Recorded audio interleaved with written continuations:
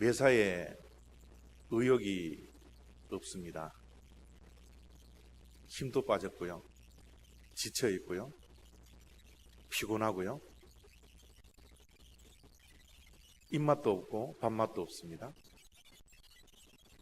눈이 침침해졌습니다. 사물이 잘 보이지 않아요. 때로는 짜증이 가득 찹니다. 어떤 늪에 빠져 헤맬 수밖에 없는 그런 삶을 살아가는 한 사람이 병원에 의사를 찾아갔습니다. 이런 증상들을 의사 선생님에게 이야기를 하니까 그 의사 선생님이 이야기를 듣고 진단하고 또 처방을 해 주었습니다.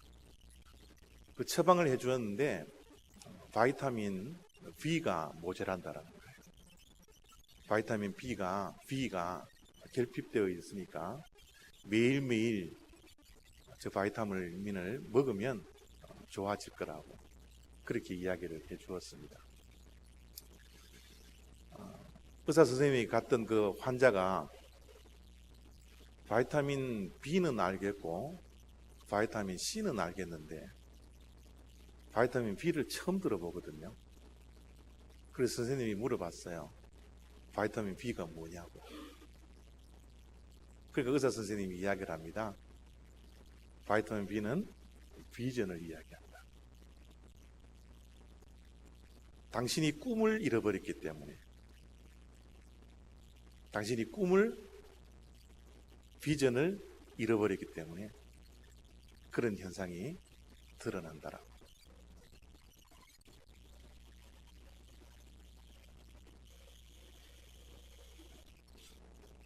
적어도 바이타민 B를 좀 먹어야 되겠죠? 목사님 왜 그러십니까? 바이타민 B를 먹으라고 그렇게 권면을 했습니다.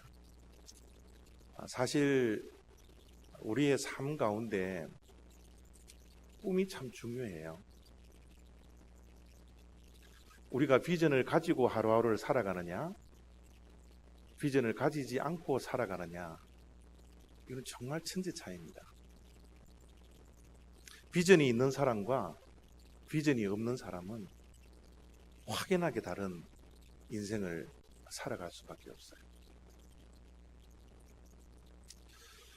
우리가 살아가는데 때로는 많은 것을 잃어버릴 때가 있습니다.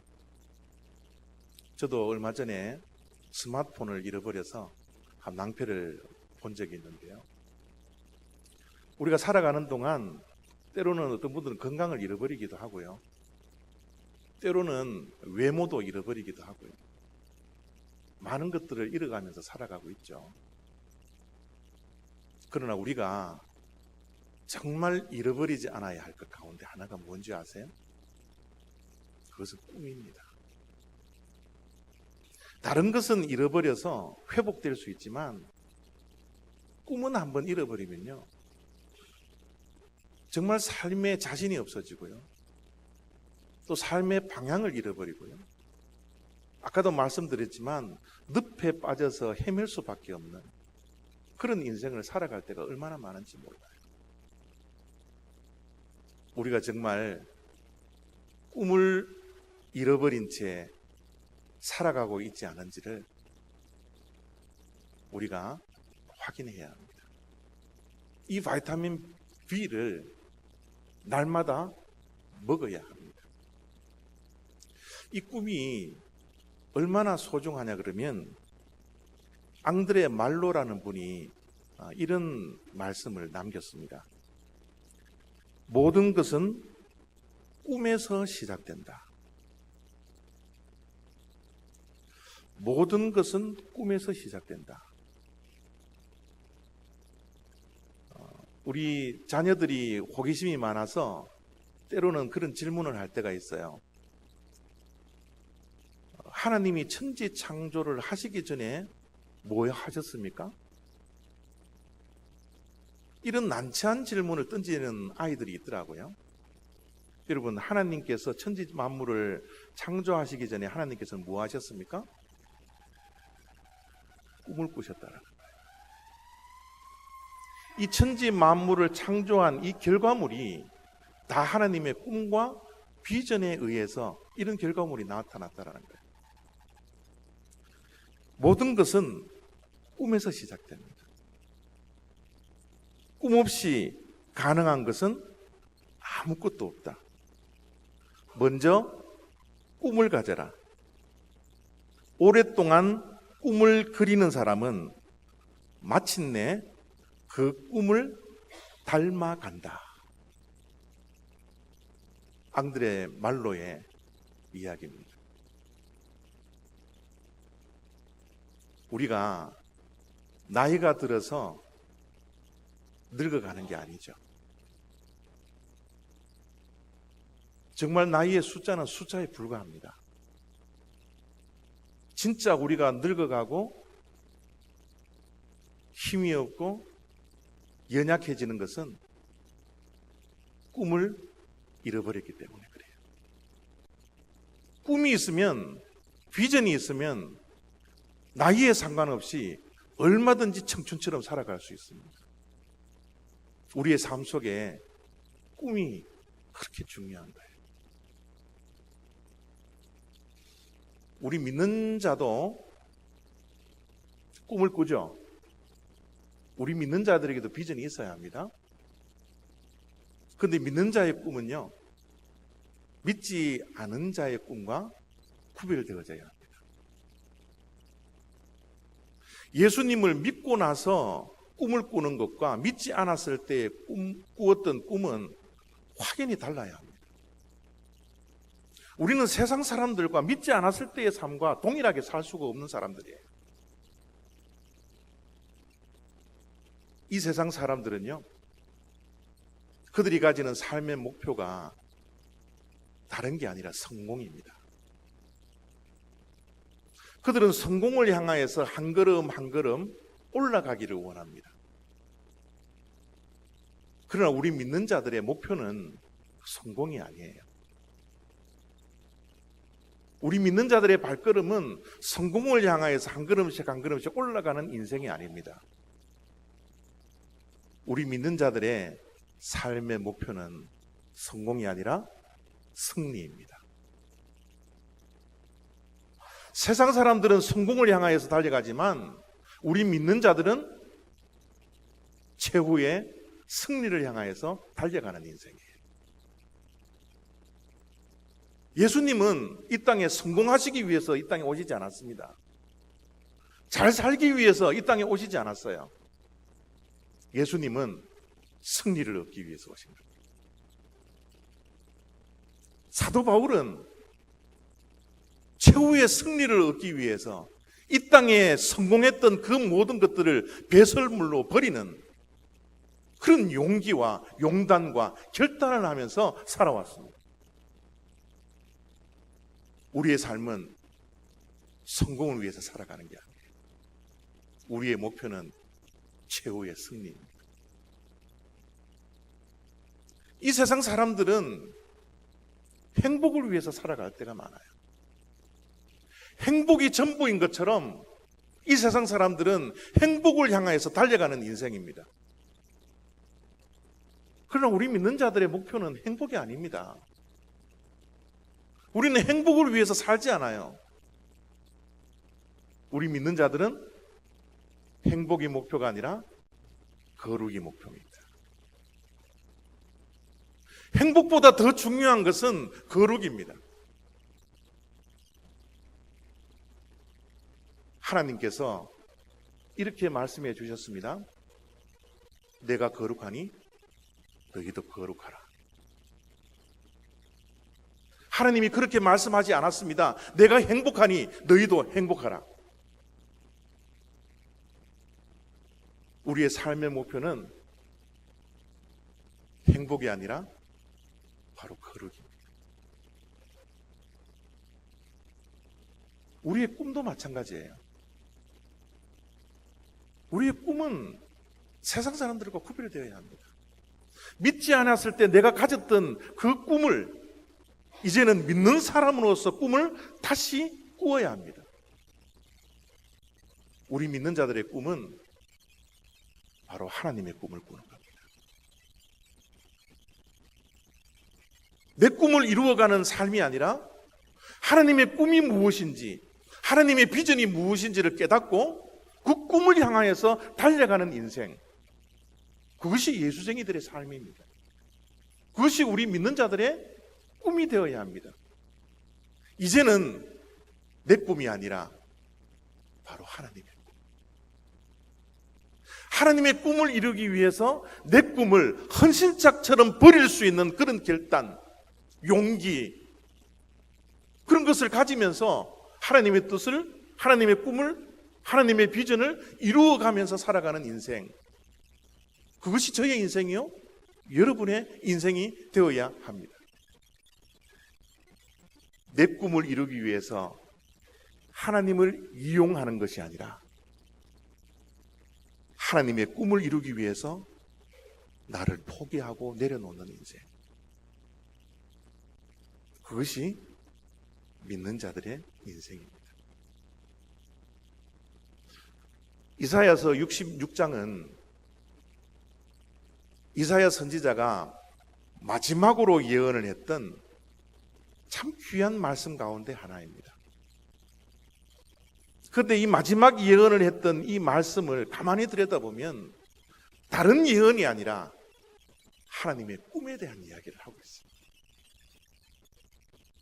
마지막에 얼마나 중요한 말들을 남기려고 했을까요?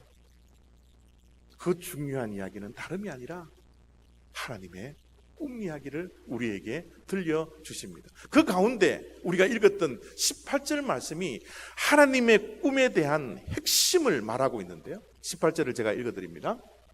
내가 그들의 행위와 사상을 아노라. 때가 이르면 문나라와 언어가 다른 민족들을 모으리니 그들이 와서 나의 영광을 볼 것이며, 그때에 미래에 있을 하나님의 꿈에 대한 이야기를 하고 있는데, 그때에 어떠한 일들이 일어난다고요? 다른 나라와 언어가 다른 민족들이 모아져서 하나님의 영광을 보는 것.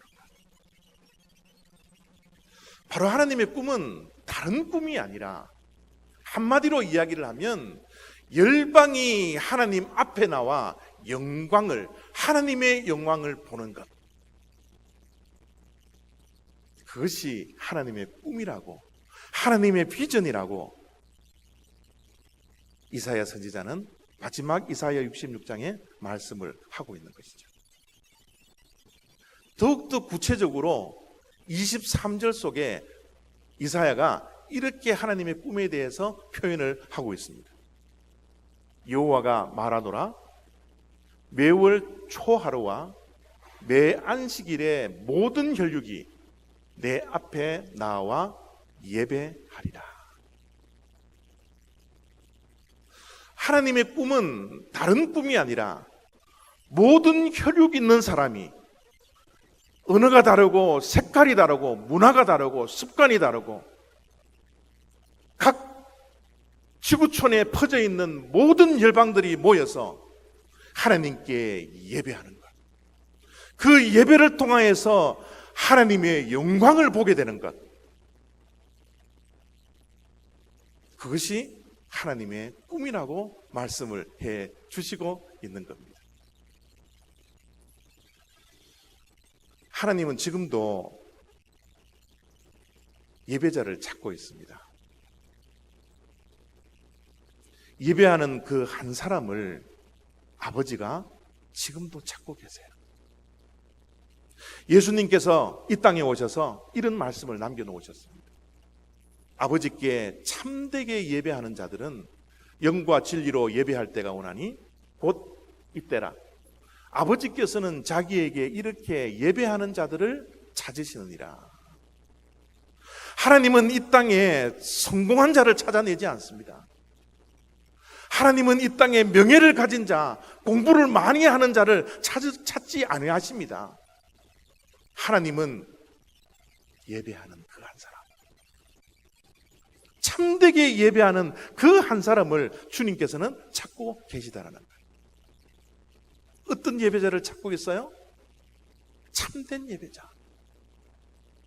아버지께 참대하는 예배자들은 영과 진리로 예배할 때가 오나니 바로 그런 예배를 드리는 자들을 하나님께서 찾고 있더라 말씀하고 있는 것이죠. 참된 예배자는 예배 가운데 하나님의 영광을 보는 자입니다.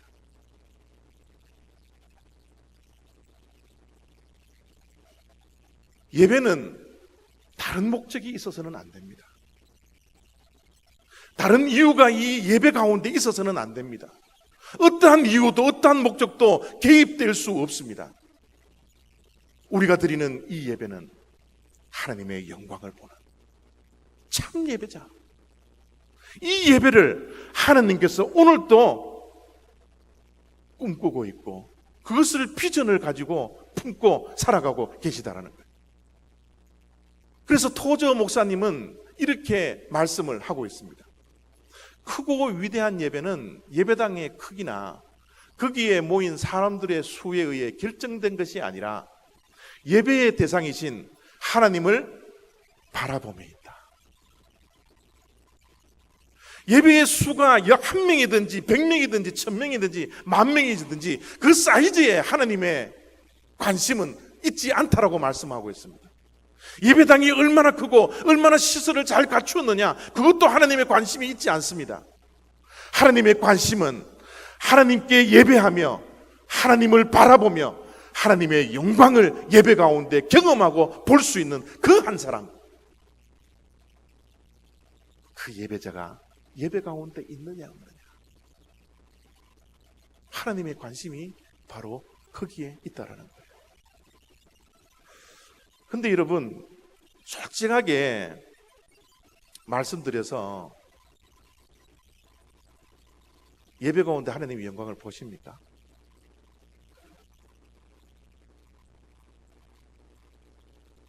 하나님의 영광을 보는 것이 하나님의 예배 가운데 가지고 있는 꿈이라면 우리가 예배 가운데 하나님의 영광을 보면서 예배를 드려야 하는데, 우리의 예배가 때로는 예배 가운데 임하신 하나님의 임재도 느끼지 못하고 성령의 기름 부으심과 성령의 충만함과 하나님의 영광을, 하나님의 보좌 앞에 앉으신 그 하나님의 영광을 보지 못할 때가 얼마나 많은지 모릅니다. 왜 그럴까요? 믿음의 눈이 필요하기 때문에 그렇습니다.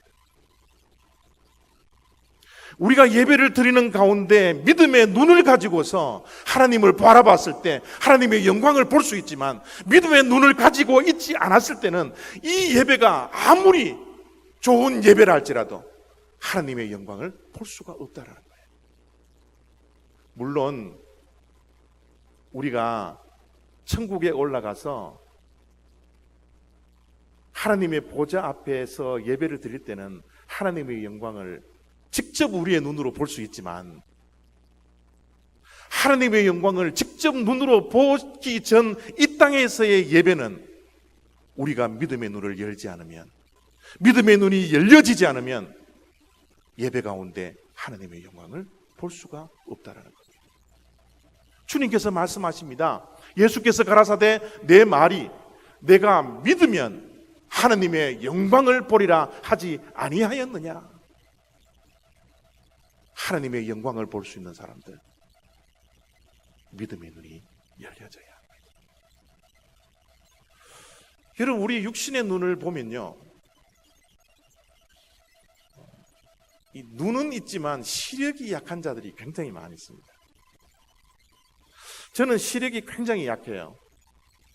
근시, 난시, 노안도 39살 때부터 왔습니다. 눈이 굉장히, 시력이 굉장히 약해요. 제가 이 안경을 벗으면요, 여러분 얼굴을 분별할 수 없을 정도로 눈이 굉장히 나쁩니다. 여기 앉아 계신 우리 성도님들의 시력도 다양하리라 그렇게 생각이 듭니다. 잘 보이시는 분, 잘 안 보이시는 분, 흐릿하게 보이시는 분, 명료하게 보이는 그런 시력을 가진 분 다양하게 앉아 있으리라 생각이 듭니다. 믿음의 시력도 동일한 줄 아세요?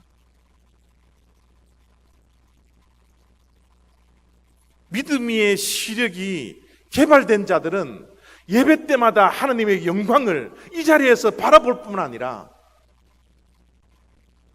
하나님의 임재하심과 하나님이 성령의 기름 부으심을 부어주신 것을 내가 맛보며 예배의 감격과 감탄 속에서 우리가 예배를 드릴 수 있는데, 믿음의 시력이 연약한 자들은 예배를 드려도 하나님의 영광을 보지 못하고 예배를 끝내시는 분들이 많이 있더라는 겁니다. 우리의 시력이 연약하면 안경을 껴서 시력을 교정하는 것처럼 믿음이 연약하여, 믿음의 시력이 연약하여 하나님의 예배를 드릴 때 하나님의 영광을 보지 못하는 자들에게는 시력을 교정할 안경이 반드시 필요하다는 겁니다. 그 믿음의 교정이 무엇입니까?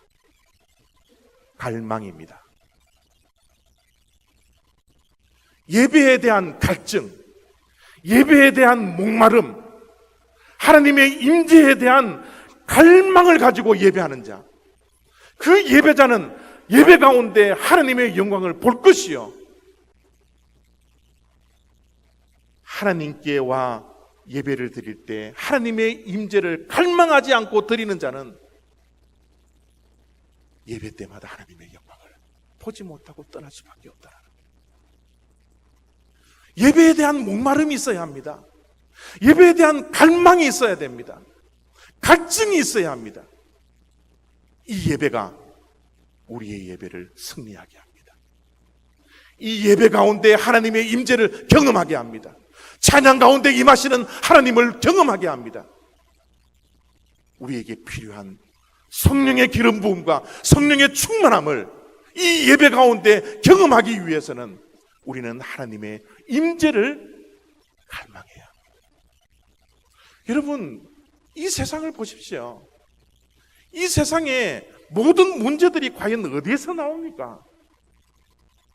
우리의 인생을 가만히 들여다보십시오. 우리의 가정을 들여다보십시오. 우리 교회를 들여다보십시오. 문제가 어디에서 발생하나요? 하나님의 임재가 없을 때, 하나님의 성령의 기름 부으심과 충만함이 없을 때 우리의 인생의 모든 문제들이 발생하고 있지 않나요? 이 세상을 둘러보십시오. 이 세상이 죄악으로 죽어가고 있는 저 세상을 바라볼 때 저 세상이 무엇 때문에 죄악으로 죽어가고 있나요? 바로 하나님의 부재입니다. 하나님의 임재의 부재입니다. 하나님의 영광이 떠나가면 하나님이 영원히 거하시겠다고 약속해 주셨던 이스라엘 백성들이 지었던 성전에서도 하나님의 영광이 떠나니까 블레셋에게, 페르시아에게, 바빌론에게, 아수리아에게 다 패배하는 것이 바로 그런 모습이지 않습니까? 하나님의 영광이 있느냐? 하나님의 영광이 내 인생 가운데 머물러 있느냐? 내 가정 속에 하나님의 영광이 임재하고 있느냐? 우리의 신앙생활, 우리의 세상 속에 얼마나 중요한 이슈인지 모릅니다. 이 세상에 갈등이 어디에서 나옵니까? 하나님의 부재입니다. 이 세상의 미움이 어디에서 나옵니까? 하나님의 부재 속에 나옵니다. 하나님의 꿈을 품고서 살아가지 못하는 인생이 왜 그렇습니까? 하나님의 부재 때문에 그래요. 이 세상이 절망 속으로 빠져들어갈 수밖에 없는 그 이유가 무엇입니까? 하나님의 부재 속에 있기 때문에 그렇습니다. 하나님의 영광이 머물러 있지 않기 때문에 이 세상에는 소망이 없고 절망의 세상일 뿐이라는 사실이에요. 이런 세상을 향하여 하나님은 사람들을 보내기를 원하십니다. 죽어가고 있는 절망밖에 없는 이 세상을 향하여서 하나님은 끊임없이 선지자들을 보내셨습니다.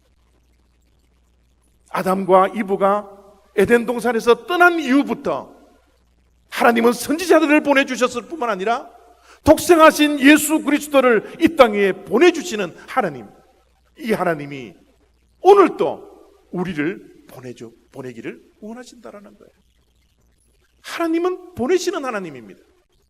끊임없이 파송하시는 하나님입니다. 19절입니다. 나의 명성을 듣지도 못하고 나의 영광을 보지도 못한 먼 섬들로 보내리니 그들이 나의 영광을 문나라에 전파하리라. 이 하나님이 우리가 잘 알다시피 삼위일체로 존재하고 계십니다. 이 삼위일체로 존재하시는 하나님이 끊임없이 보내시는 하나님이세요. 하나님의 존재는 선교적 존재입니다. 아버지 하나님, 성부 하나님이 성자 하나님을 보내시는 거예요. 하나님은 보내시기도 하고 보냄을 받기도 하는 존재입니다. 성부 하나님이 성령 하나님을 보내시는 거예요. 성령 하나님은 성부 하나님에게 보내심을 받은 존재입니다. 하나님의 존재 양태는 삼위일체로 존재하지만 늘 보내고 보냄을 받는 성교적 존재로 존재하고 있더라는 거예요. 이 성교적 존재를 가지고 있는 하나님, 이 하나님을 믿고 하나님의 성령의 기름 부음과 충만함과 인자하심을 경험하고 하나님의 영광을 예배 때마다 경험하는 이 교회는 바로 하나님의 존재처럼 성교적인 존재로 존재해야 된다는 거예요. 교회는 성교하는 교회입니다. 그것이 교회가 가지고 있는 유일한 목적이요, 유일한 사명입니다. 생명을 구하고 살리는데 보냄을 받고 보내는 교회, 그것이 교회의 본질입니다. 다른 것이 끼어들 수 없습니다. 다른 목적이 있을 수 없습니다. 바로 하나님이 선교적 존재이기 때문에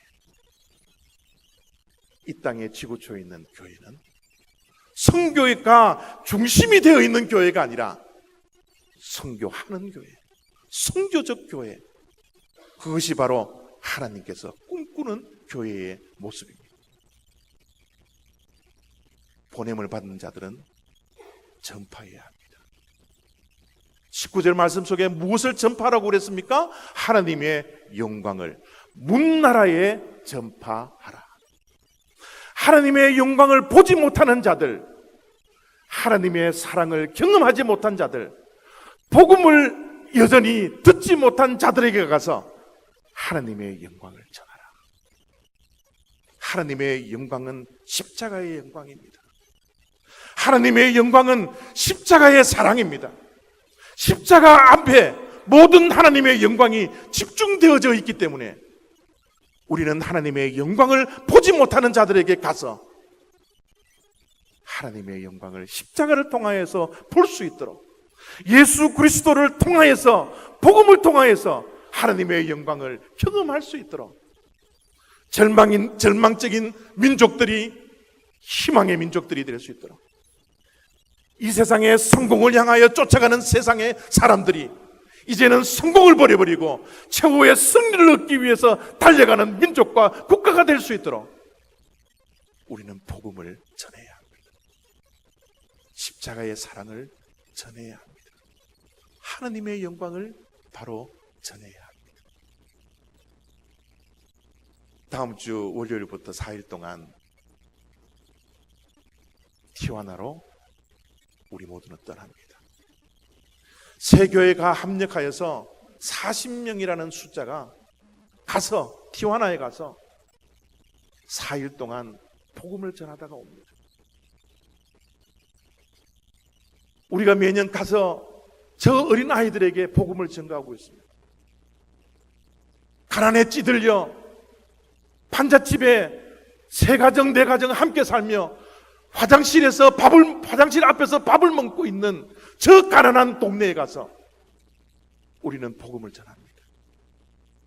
하나님의 영광이 떠난 그 자리에 하나님의 영광이 머물러 있는 백성이 되게 해달라고 우리는 하나님의 꿈을 가지고서 티와나로 4일 동안 떠납니다. 우리의 힘으로 가는 것 아닙니다. 우리의 능력으로 가는 것 아닙니다. 하나님의 사랑을 품고 갑니다. 하나님의 꿈을 가지고서 갑니다.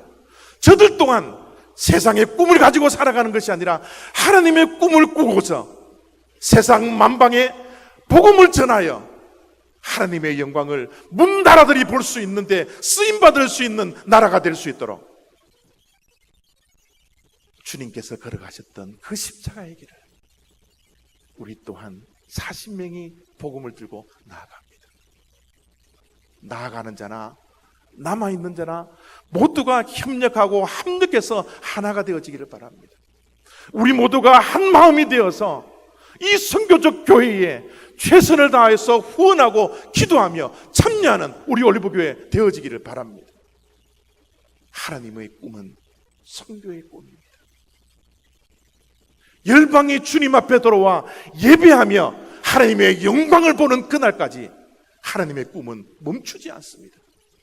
하나님은 민족들을 일으켜 교회들을 일으켜 복음을 들고 파송하기를 원합니다.